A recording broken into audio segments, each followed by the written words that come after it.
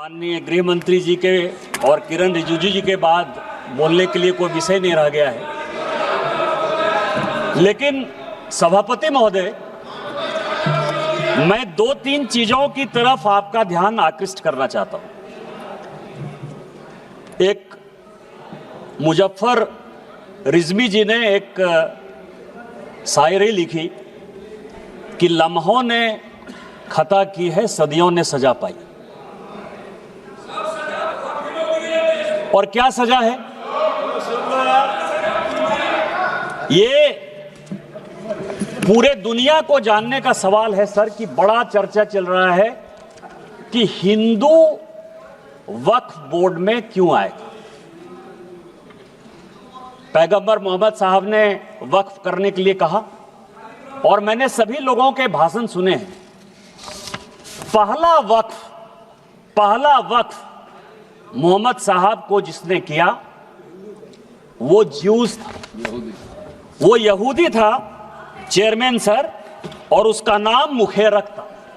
उसने अपने 7 बगीचे मदीना में मोहम्मद साहब को गिफ्ट किए। वो ऊद के मैदान में मारा गया और उसके बाद मोहम्मद साहब ने उसकी प्रॉपर्टी को जब्त करके पहला चैरिटेबल वक्फ स्टार्ट किया। यदि मुसलमानों ने पहला वक्फ नहीं किया, यदि मुसलमानों ने, मैं ऑन रिकॉर्ड कर रहा हूं बयान मसूद, यदि मुसलमानों ने वक्फ स्टार्ट नहीं किया तो मोहम्मद साहब के सिद्धांत के खिलाफ जाकर आप हिंदुओं को कैसे रोक सकते हो? दूसरा सवाल यह है, यह मैं कोर्ट का आदेश लेकर आया हूं, एमपी वक्फ बोर्ड वर्सेस शुभम शाह, और यह 2007 का ऑर्डर है। जो भोपाल का मॉस्क है, भोपाल का, जिसको शहंशाहे मालवा कहते, शहंशाहे मालवा, ये राजा होलकर ने दान दिया वक्फ। हिंदू दान दे बहुत अच्छा, यहूदी दान दे बहुत अच्छा, लेकिन वक्फ बोर्ड में मुसलमान को छोड़कर कोई दूसरा कैसे हो गया?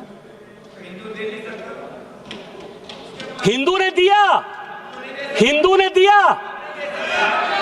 मैं उस पे आ रहा हूं। तो मेरा यह कहना है, ये जितने लोगों ने कहा है उन्होंने पूरे दुनिया को झूठ बोला है। यदि वक्फ जियो ने स्टार्ट किया, यदि वक्फ की संपत्ति हिंदुस्तान में राजा महाराजाओं ने दी, तो किसी कीमत पर आप उसको, हिंदुओं को क्यों नहीं मेंबर बनाओगे? दूसरा सर, आज इस देश में फैसला हो जाना चाहिए। माननीय गृह मंत्री जी ने जिस चीज को स्टार्ट किया और जो छुलाकर छोड़ दिया, यहां गोरी आए, गजनी आए और बाबर आए, गोरी आए, गजनी आए और बाबर आए, तीनों लुटेरे के तौर पर आए ना? आप मानते हो कि नहीं? गोरी को और गजनी को आक्रांता मानते हो कि नहीं मानते हो? और यदि मानते हो तो हिंदुस्तान में सभापति महोदय, हिंदुस्तान में पहले वक्फ की शुरुआत गोरी ने की।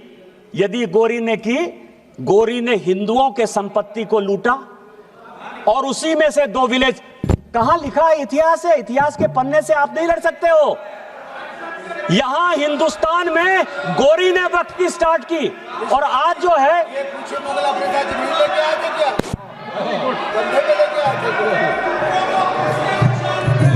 माननीय, मैं आप शहर को एड्रेस कीजिए, बाकी लोगों को। मैं सभापति महोदय, मैं दूसरी चीज आपको कह रहा हूं। इस देश में यह वक्फ एक्ट आया कैसे? ये जिन्ना को पाकिस्तान बनाने का जिम्मेवार मानते हैं या नहीं मानते? पहले इन लोगों से ये पूछ लीजिए सर, फिर मैं बोलूंगा।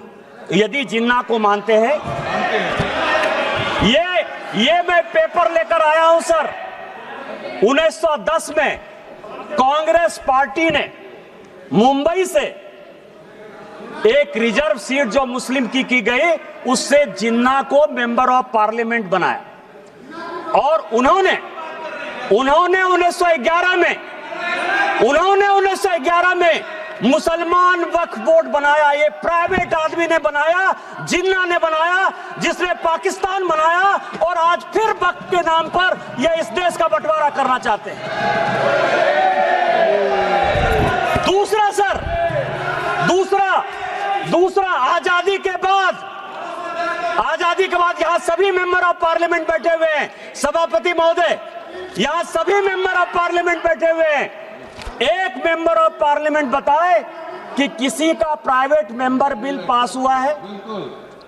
एक मेंबर ऑफ पार्लियामेंट, यहां पार्लियामेंट में 77 से स्वागत बाबू बैठे हुए, एक मेंबर ऑफ पार्लियामेंट बताए कि 77 के बाद से एक भी प्राइवेट मेंबर बिल पास हुआ है? मेरा पास हुआ है, इसलिए मुझे पता है कि मेरा रिजोल्यूशन पास हुआ है। क्या रिजोल्यूशन पास हुआ है? धारा 370 खत्म होना चाहिए, 35 से खत्म होना चाहिए, कश्मीरी पंडितों को अधिकार होना चाहिए। वो इसलिए पास हुआ कि भारतीय जनता पार्टी की आइडियोलॉजी थी, मैं भारतीय जनता पार्टी का सांसद था, सरकार उसको पास कराना चाहती थी, इसलिए पास हो गया। ये जो 1954 का वक्फ एक्ट है, 1952 में सभापति महोदय काजमी साहब लेकर आए, एक प्राइवेट आदमी प्राइवेट बिल लेकर आया, और उसके लिए जब ये बिल पास हो गया तो सेलेक्ट कमेटी बनी, और उस सेलेक्ट कमेटी के जो मेंबर थे, अमजद अली, आप मुसलमानों की बात करते हो, दो लोगों ने डिसेंट नोट दिया। एक का नाम था मोहनलाल सक्सेना और दूसरे का नाम था अमजद अली।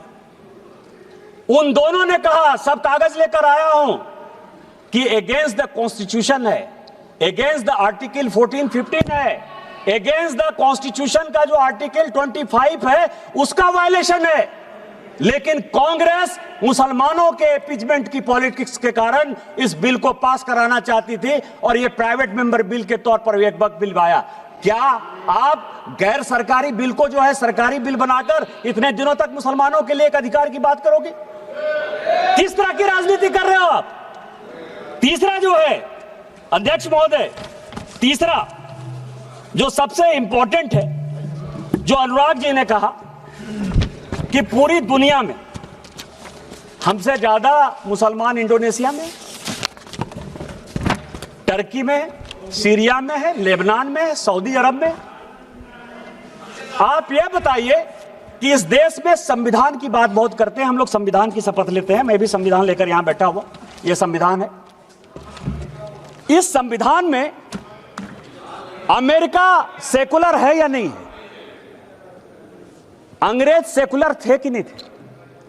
आप नॉर्थ ब्लॉक चले जाइए, साउथ ब्लॉक चले जाइए, प्रधानमंत्री के ऑफिस चले जाइए, राष्ट्रपति भवन चले जाइए, पुराना संसद भवन चले जाइए, आपको सब जगह गीता का श्लोक दिखाई देगा। एक चीज उर्दू में नहीं लिखा हुआ है, एक चीज संस्कृत में नहीं लिखा हुआ है। अमेरिका का राष्ट्रपति यदि, बस 4-5 मिनट में खत्म करूंगा, अमेरिका का राष्ट्रपति यदि शपथ लेगा तो वो बाइबल पर लेगा। सारे मुस्लिम कंट्री के हेड ऑफ द स्टेट यदि शपथ लेंगे तो वो कुरान पर लेंगे।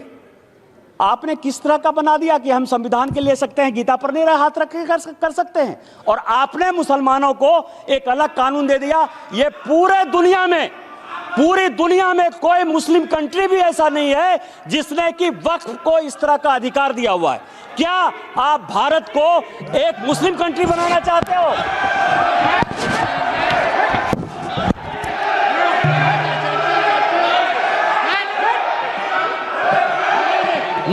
मैं सभापति महोदय इस सदन की जानकारी के लिए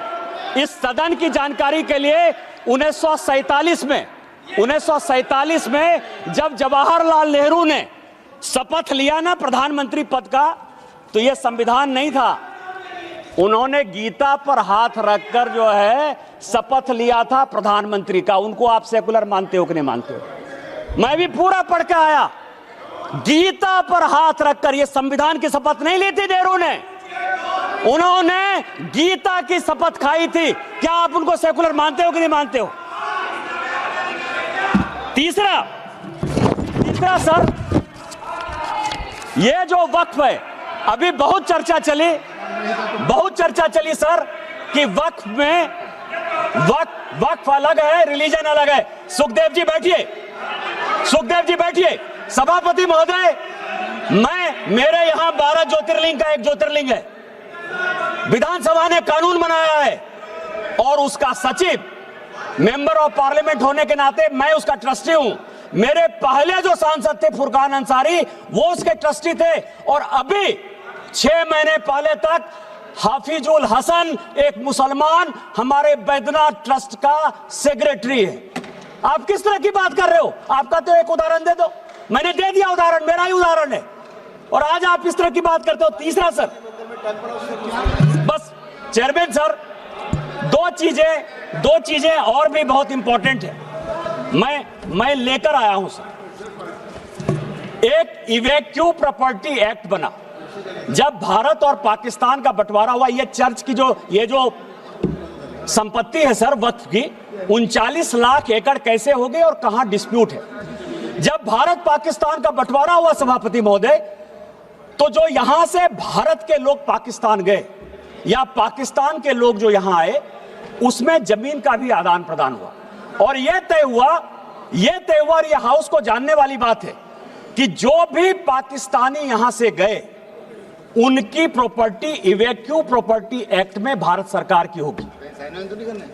जो 1984 में राजा साहब बता रहे थे कि इवैक्यू प्रॉपर्टी एक्ट को क्या किया, पाकिस्तान में जाकर जो यहां से भाग के चले गए सर, जो कि इवैक्यू प्रॉपर्टी एक्ट या एनिमी प्रॉपर्टी एक्ट हो सकता था, उन सबों को पाकिस्तान जाकर उन लोगों ने कहा कि यह वक्त की संपत्ति है, क्या आप एनिमी प्रॉपर्टी को, और मैं होम मिनिस्ट्री के 5 आदेश लेकर आया हूं, 5 आदेश लेकर आया हूं कि ये इवैक्यू प्रॉपर्टी एक्ट है और ये वक्फ ने ले लिया है, ये इलीगल है, ये कानून का। आपको पता है जो बात कहा, आपको ये धर्म की बात करते हैं सर, वक्फ ने आईटीसी विंडसर बेंगलोर, ये पूरे समाज को आईटीसी विंडसर बेंगलोर वक्फ की प्रॉपर्टी है, 5 स्टार होटल को दे दिया।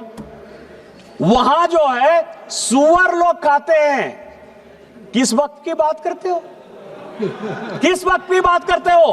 12,000 किराया देता है, 50,000 किराया देता है। यहां ताज मानसिंह है सर, एनडीएमसी की प्रॉपर्टी है, 150 करोड़ रुपया साल में ताज भारत सरकार को देती है, और बेंगलोर में वक्त की प्रॉपर्टी आईटीसी विंडसर केवल 50,000 रुपया महीना में जो है अपना व्यापार चलाती है और सुअर खिलाती है लोगों को।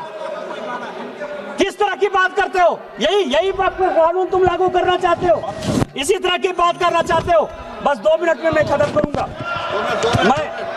मैं केवल ये करूंगा कि यहाँ तेलंगाना गवर्नमेंट है सर, तेलंगाना में ये और भी जानने की बात है, हैदराबाद में यहाँ बहुत आंध्र प्रदेश आंध्रा के हैं, म्युनिसिपल कॉर्पोरेशन आंध्रा ने 20 साल तक टेंडर फाइनल नहीं हुआ, क्योंकि जो राजा की संपत्ति थी, जो कि भारत सरकार या तेलंगाना सरकार की संपत्ति होती, उसको वक्फ ने ले लिया।